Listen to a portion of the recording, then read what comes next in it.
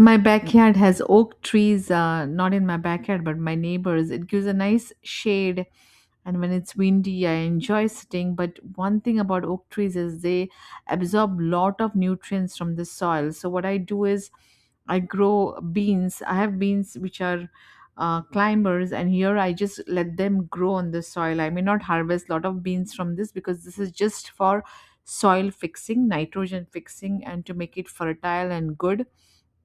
So this is what I do. All kinds of beans. Then I have sweet potato, which will also I will put it there. Sweet potato also are good for fixing the soil. You can harvest sweet potato at the same time, fix the soil. So a lot of oak trees, and I love them. So the disadvantage of that, I fix it by growing a lot of sweet potatoes and beans in there.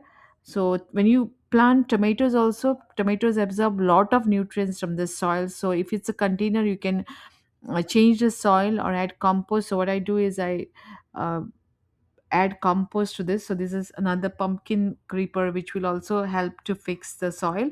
So this is what I do uh, to take care of my soil.